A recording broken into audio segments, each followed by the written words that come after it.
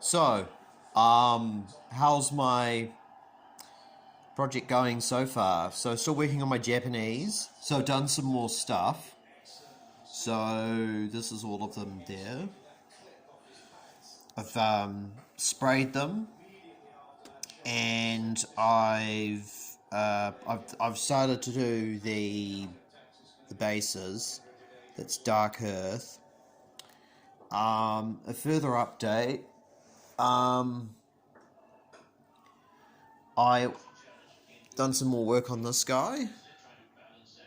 So that was using, it's not like an amazing paint job, but I don't think it looks too bad. It was quite a cool model to put together. I ordered a Tony from Mighty 8, which I'm hoping to put together. It hasn't arrived yet, that's okay. That's coming in a couple of weeks, so I'm looking forward to painting that up. The Tonys are really weird looking plane in the sense that, sorry, I've got the cricket on in the background. It's a bit of a weird looking plane in the sense that it's almost like a rip-off of a Messerschmitt. It's basically a Japanese Messerschmitt. And that was an Imperial Japanese fighter. Unfortunately, this guy here, he is a early war Japanese Navy aircraft. The Army didn't use these. The pattern that he's got on him at the moment is from China. I use the Army Paint, no, not Army Painter, I use the AK Interactive paint set, the Japanese Army paint set. And that has this kind of tea colour, which is in this. So this is more or less, like, it's almost the same colour as that. It's not exactly right, but it's almost right. You could get away with it, definitely. I suppose. That's for, like, early war China. It's part of a unit called a Kokutai Sanzao Dao, South China, 1938-1939. So what I think a Kokutai, I'm butchering the pronunciation, I believe was like, it was like a squadron, and the Japanese Navy did have land-based squadrons. And I think this one here is a land-based, it's a land-based Kate. So this is the earliest Kate. There's another Kate, and then there's a third Kate. I think this is the B51N.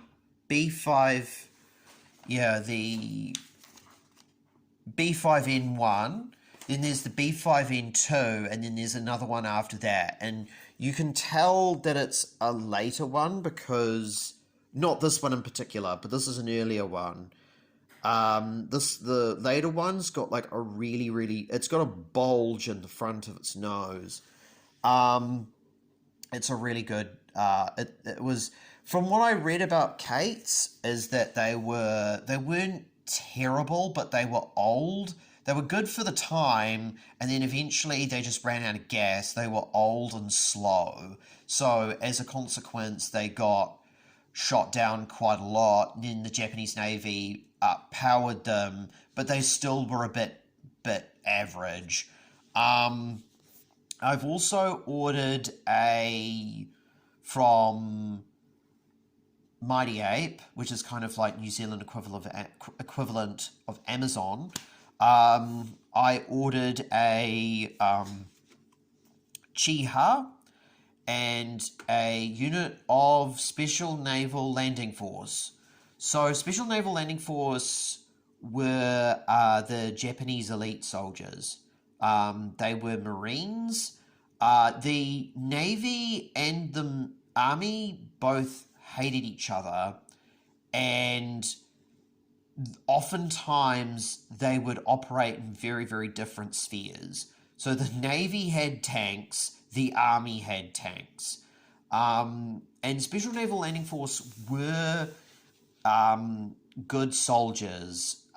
They weren't like they would basically be the Japanese equivalent of the Marines, but from my understanding, and I'm probably wrong about this, and maybe someone in the comments can get this right.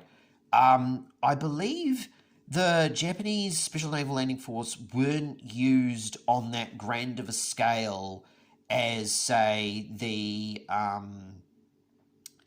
U.S. Marines were. There were fewer of them, but they did play a significant role.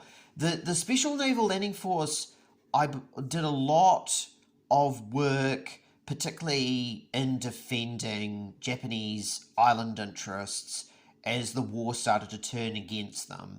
So, like, I think Tawara was one of the big battles that they were involved in terms of setting up the island's defences. They were very capable soldiers. How am I going to be painting them? I'm going to be painting them like this. So he's obviously not finished, but they're going to be painted olive grey. So that's not going to be so bad. They are a metal kit. They're a metal and plastic kit. So the one advantage that well, it's not really an advantage, but it's not. You get quite a few figures in the box. I think you get the same. Like everything here is in this kit. So what I mean by that is the soldiers anyway. Whoopsie, I'll move you out of the way. Most of the soldiers, the Japanese infantry kit is basically the Special Naval Landing Force kit, but the difference is that the Special Naval Landing Force came with, oftentimes they came with gas masks on their back.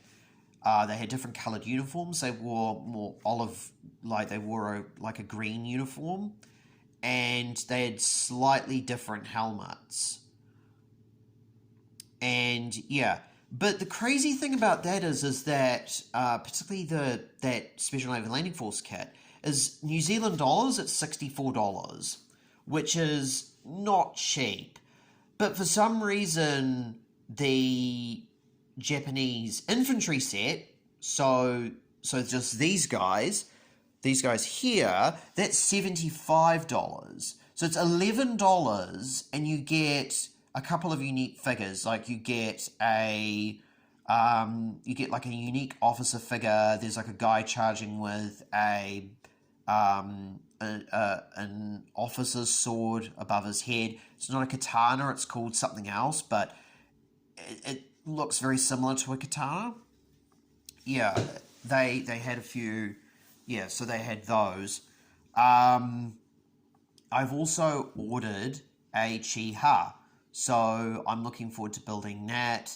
The starter set comes with a Chiha, so I'm looking forward to getting both of those.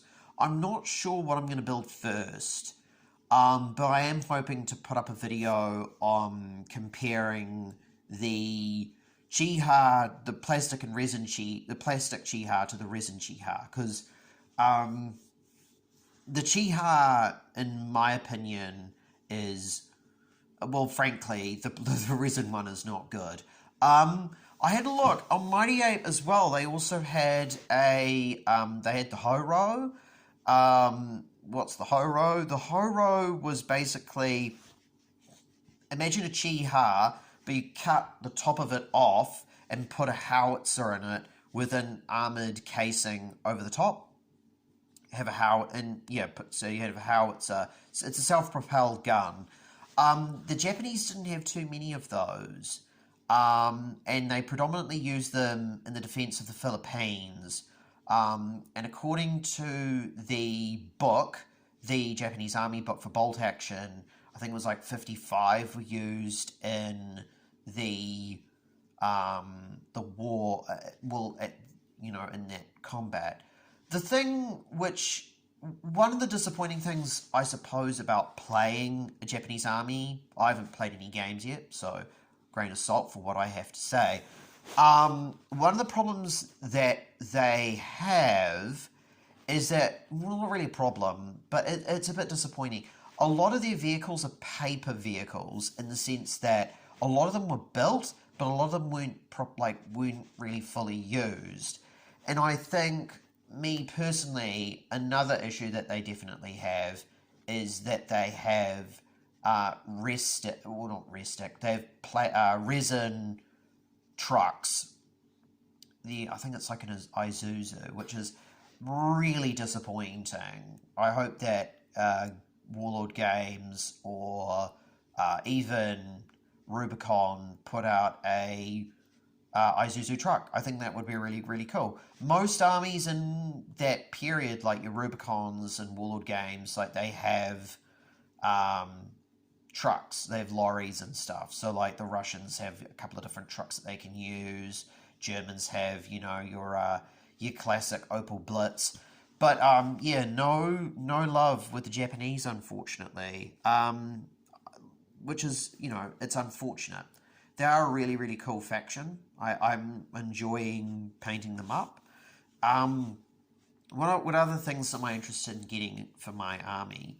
That's a good question to ask myself. I'd like to get a Hargo. I would really like to get a Hargo. I think Hargos are like a pretty cool little tanks. And I think it's called a Kaimi. I'm not exactly sure what that is. But it is it's an amphibious tank. It's an amphibious tank that you can either build in two ways. So you can either build it with, no, three, I think. Yeah, three ways. So there's one with it sponsons on, so it's, like a little boat. So it's got a bow and a stern. And there's another one where it's just by itself. And then there's a third one, which is basically like no turret, not turret, no wheels, and it's just a waterline vehicle. I wouldn't mind getting one of those. I'm also gonna ask some advice. I grew up painting epic stuff, and I had a really good time building this guy up. This is like my first one in a while. One of my favorite planes. Obviously, there's no canopy at the moment. There's a very, very good reason why. That's because I have the canopy, but I'm gonna get some. I haven't found any yet, but I'm gonna get a It's this airfix solution that you use to like fill in, particularly if you're dealing with glass and stuff, and it dries and it forms like a skin, like a latex skin that you can pull off. It's really good for doing camouflage or anything like that. But I'm hoping to pick some of that up so I can get that done, and I can then glue that in. But yeah, I just wanted to also cover a couple of other things as well. I got to do some tidying up on these guys, obviously, but this here, wait to focus. It's not playing ball.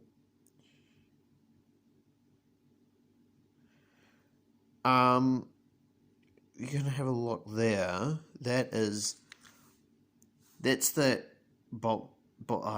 That metal that they use, the gun metal, it works so well. I love that stuff. Love it to death. And I got this a while ago and I used it on the AK Interactive Ultra Matte Varnish. This stuff is legit great. Because I used to use, when I did Flames of War, I would use the Tamiya matte varnish and gloss varnish if I had, painting stuff on. Didn't really work that well because it was fine with metal figures, so I don't know, just it seemed to adhere to it, seemed to like it. But this stuff is great. It's a bit milky when you like pour it out. Like you've got to shake it up first, of course. But it goes on a treat. It is so good. It dries really, really well. It's not streaky. If anything, like if I've had any issues with this, I think that's definitely more on me and not the paint that I was using. But um, I think it looks good enough. Yeah, they're good enough. And there's a mistake there that shouldn't be there. But this is like number one. This is my first one that I've been doing. So, you know, but also I've got a Games Workshop flight base. So I'm going to cut out some rubber magnet, like rubber material that's got iron filings in it, and put something around there. And on the base, and then I'm probably going to put a magnet in and around there so it will hold it in place. And I'm also going to paint the bombs. But other than that, yeah, I would say I'm really enjoying painting this.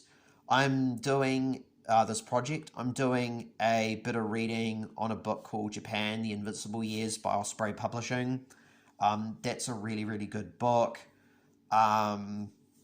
It's all about Japan in like the earlier stages of the war, and I think it's a really good read, and it's also it talks about, I didn't know this, but apparently France and Japan had a bit of a spat in Indochina, like Vietnam way, Laos, and a few other places. And the French were able to beat the Japanese. But also, I didn't realize this as well, is that the Thailand, or as also known as back then, was Siam. They fought France for a little bit, and I think allied with the Japanese, and then I think they flipped sides. But yeah, it's I'm enjoying that book. It's a really good read. Most Osprey publishing is quite light. That doesn't mean to say that it doesn't have good information. But yeah, if I was painting bolt action figures, I would seriously consider picking up some of their material. A lot of libraries have them. They've got really good pictures. The book that I'm reading at the moment doesn't have any pictures, but that's okay. It has some, but I'm not doing it for the pictures. I'm doing it for the material. But yeah, what else is there to say? Yeah, I am, yeah, so like I said before, looking forward to getting my Tony. And I'm also going to ask you some advice about IJAF,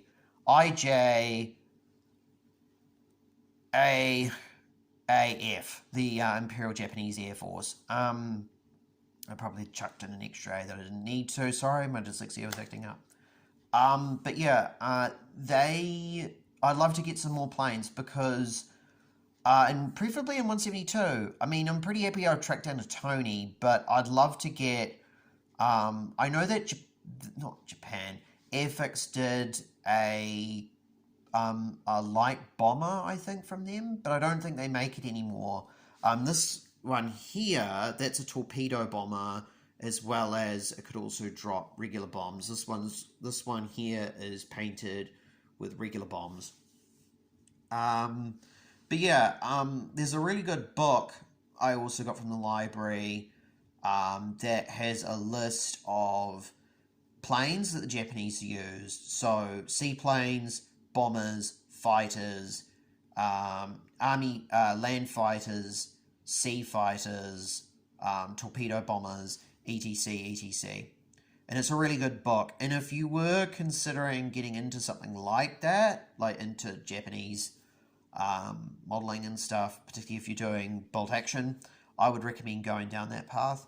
It is a bit of a shame that bolt action is the only country to feature the Japanese, because I don't think, like, Flames of War did a brief dabble with Japanese stuff, but they just didn't. They put out like one book and a range, and they've never done anything to it since. I think part of the problem that really has is that the Japanese, I think, pose an interesting situation because you have these. They don't have very many tanks. They don't have a huge amount of tanks. Most of their tanks were pretty average. It was definitely. Well, you can't even say it was quantity as a quality all of its own because they didn't really have that many and they just got destroyed. But yeah, I'm definitely looking forward to getting to Chiha. I cannot wait for that.